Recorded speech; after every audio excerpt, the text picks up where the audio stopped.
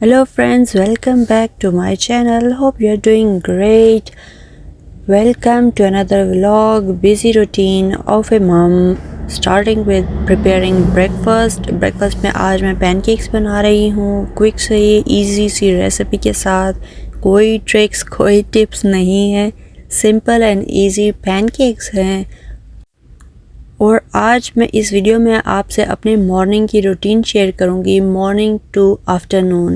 Like breakfast में मैं pancakes बना रही थी. लाइट सा ब्रेकफास्ट होगा, ज़्यादा हैवी पराठा और वो नहीं है, इसलिए ब्रेकफास्ट के बाद लंच के लिए भी मैं कुछ प्रिपेयर करूंगी, वो भी इजी एंड क्विक रेसिपी आपसे शेयर करूंगी विदाउट वेस्टिंग टाइम, जो कि बहुत ही इजी और क्विक और हैंडी हो, जो with in minimal time ready हो जाए.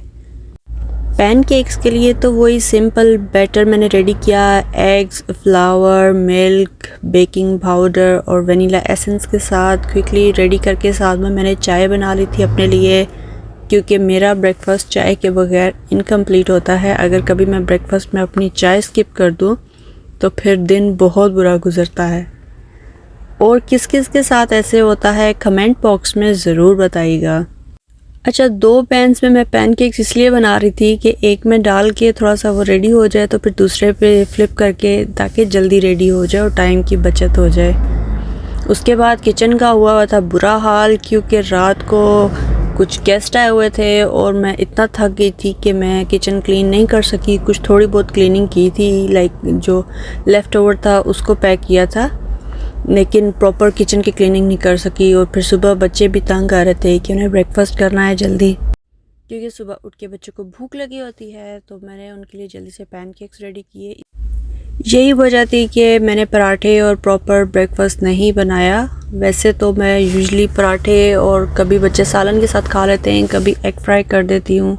मेरी कोशिश होती है कि स्कूल में वो लंच प्रॉपर नहीं करते, वो फिर अगर ब्रेकफास्ट उनका प्रॉपर हुआ हो तो फिर मुझे थोड़ी तसल्ली रहती है. उसके बाद शुरू होगी मैं क्लीनिंग के लिए.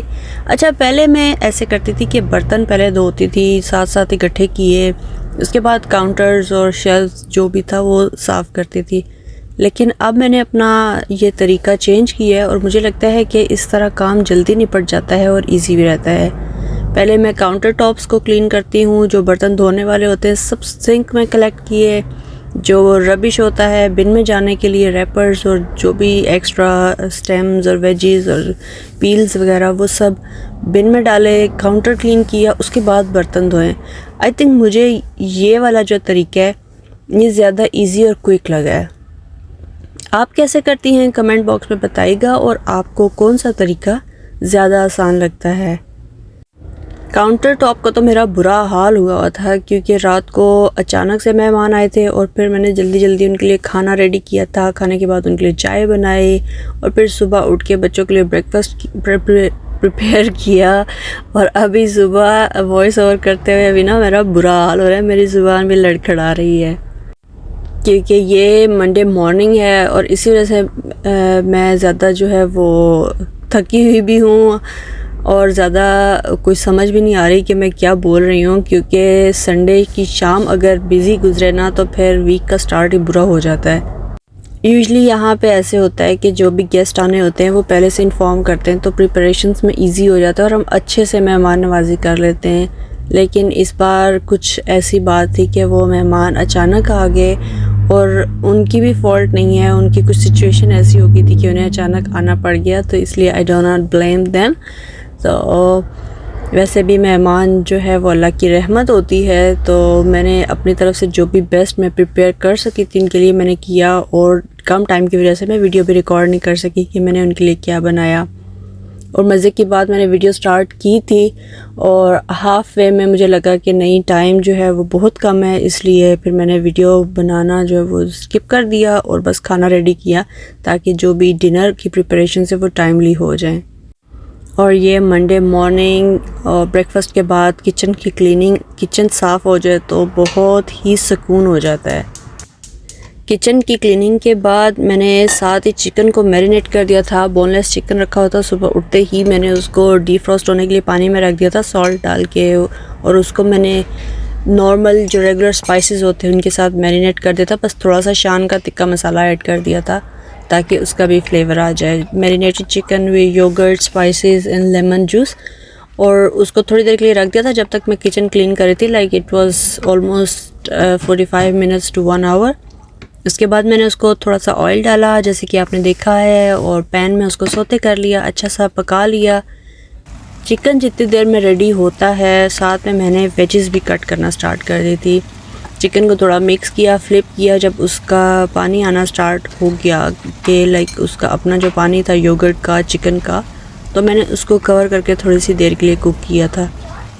समटाइम्स मैं ऐसे करती हूँ कि जब चिकन और मीट वगैरह लेके आती हूँ तो वॉश तो लाजमी करती हूँ, लेकिन जो ऐसे चिकन होता है उसके स्मॉल पैकेट्स बना के उनको मैरिनेट करके ही फ्रीज़ कर देती हूँ कि अचानक से कभी क्विक सा कुछ लंच प्रिपेयर करना हो या डिनर प्रिपेयर करना हो तो मैं उसको निकाल के स्ट्रेट अवे पैन में डाल के कुक कर लेती हूँ। उसको ढक के अगर आप पकाएं तो वो जल्दी कुक हो जाता है, लेकिन आज ऐसा नहीं था इसलिए मैंने मैरिनेट किया था। जब चिकन थोड़ा सा सॉफ्ट हो गया इसमें मैंने थोड़ा सा विनीगर डाला। विनीगर से I don't know why I feel like इसका टेस्ट इन्हांस हो जाता है, थोड़ा बिटरनेस और जो सावर टेस्ट होता है वो थोड़ा अच्छा हो जाता है। थोड़ा सा सोया सॉस डाला, अगर ज़्यादा हो जाए तो वो बच्चों को उसका टेस्ट आ जाता है और उनको अच्छा नहीं लगता।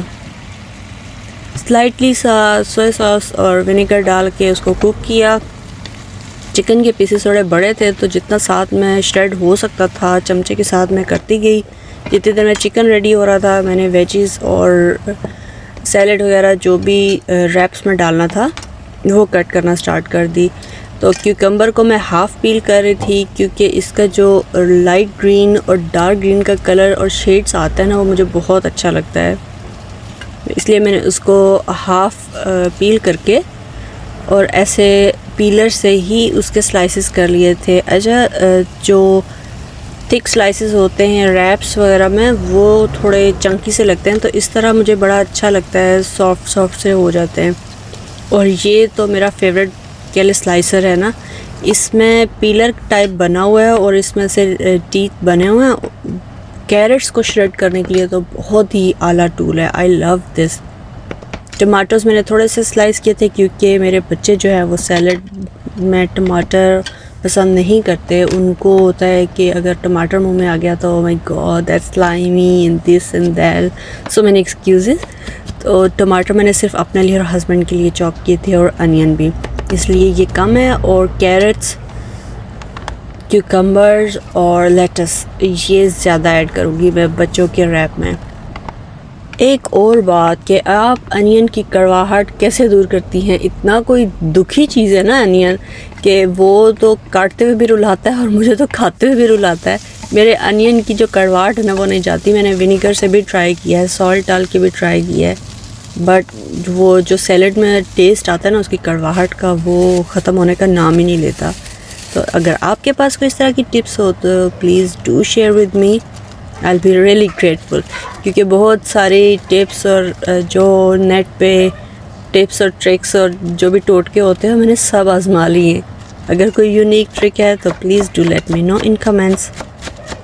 जल्दी से सैलड को चॉप करें, और lettuce is my favourite salad. अगर ये सैलड्स में ऐड करें ना लेटस तो पूरी लुक और टेस्ट ही बढ़ जाता है। इन सब को कट करके मैंने साइड पे रेडी कर लिया। इनको मैंने सेपरेट रखा है ट्रे में ताकि जिसके लिए जो भी डालना है, जिसके लिए ज़्यादा ऐड करना है अकॉर्डिंग टू देयर चॉइस वो इजी हो जाए। और ये साथ साथ क्लीनिंग भी चलती है क्योंकि अगर चूल्हा गंदा हो जाए तो it makes me really angry. तो मुझे बहुत बुरा लगता है कि चूल्हा गंदा हो। और पैन रखा मैंने, उस पर साथ साथ जो है रैप्स को मैंने कर दिया स्टार्ट गरम करना या कुक करना, whatever. As I told you it's Monday morning, I am really tired, और बस कुछ ना पूछे कि क्या हाल हुआ होता है। अच्छा, वीडियो एडिट करते हुए ना जब ये फास्ट फॉरवर्ड की होती है ना तो मुझे वो बड़ा अच्छा लगता है। मैं कहती यार काश ऐसा हो कि वाकई में ऐसे काम हो जाए इतनी जल्दी 12 मिनट्स की वीडियो में जो है वो ब्रेकफास्ट भी हो गया, क्लीनिंग भी होगी, रैप्स भी रेडी हो गए। इतना इजी लगता है ना ये सब कुछ। तो आई रियली विश कि रियल लाइफ में भी ऐसे ही हो। तो रैप्स साथ साथ मैं गर्म कर रही थी और साथ में उसकी फिलिंग भी कर रही थी। बच्चों के रैप्स पहले मैंने रेडी करके साइड पे कर दिए। इसमें मैंने लेटस, कैरेट, चिकन, सॉस और क्यूकम्बर्स ऐड करके उनको रैप करके साइड पे कर दिया था। अच्छा, रैप्स मैंने बना के रखे तो वो खुलना शुरू हो गए थे। मैंने उसको वेट के लिए मैंने देखा कि क्या रखूँ, मैंने उस पर नाइफ़ ही रख दी। चलो, वो नाइफ़ थोड़ी सी हैवी है तो वो होल्ड करके रखेगी, क्योंकि एक ही बारी सब रैप रेडी हो जाएं तो फिर मैं उनको दोबारा से स्लाइटली सा टोस्ट करूँगी तो वो फिर थोड़े हार्ड हो जाते हैं, क्रंची भी हो जाते हैं, टेस्ट भी अच्छा हो जाता है और वो गरम गरम सर्व करने का मज़ा ही और होता है। अच्छा, जो चिकन मैंने रेडी किया है ना, इसकी आपको एक और टिप देती जाऊँ कि इस चिकन को आप अगर बर्गर बन में सैलड के साथ सर्व करें ना तो बड़ा ही मज़े का लगता है, बहुत अच्छा टेस्ट आता है। लाइक अगर आपके पास बर्गर पैटी बनाने का या फ्राइड चिकन का पूरा वो स्लाइस बनाने का टाइम नहीं है तो आप इस तरह का चिकन बना के बर्गर में बनाएं या सैंडविच बनाएं, बहुत ही मज़े का लगता है। और ये रहा मेरा आई थिंक फाइनल रैप। तो उसको ऐसे मैं आपको दिखा देती हूँ कि मैं कैसे रैप कर रही थी, क्योंकि पहले जो बन रहे थे उसमें साथ साथ रैप्स को गर्म भी कर रही थी, इधर उधर भागम भाग लगी हुई थी।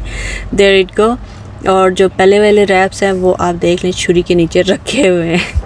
तो आई होप आप लोग इंजॉय कर रहे होंगे और मेरी वीडियो को लाइक भी करेंगे। बहुत सारी रेसिपीज़ मैं आपसे लेके आपके साथ शेयर करूँगी और आपसे भी लूँगी फॉर श्योर। और कनेक्ट रहिएगा, चैनल को सब्सक्राइब कर लीजिएगा, शेयर कीजिएगा। ये तो एक क्विक सी रेसिपी थी, क्विक वीडियो थी, लेकिन नेक्स्ट कमिंग वीडियोस में मैं आपसे डेली कुकिंग की वीडियोस शेयर करूँगी। I hope you guys gonna enjoy and love it. Please don't forget to share and subscribe my channel. Take care और बहुत सारा प्यार, enjoy करें। I really wish कि ये मज़े के रैप्स मैं आप लोगों से शेयर कर पाती, लेकिन कोई बात नहीं, रेसिपी दे दी, बना के enjoy करें। Bye bye.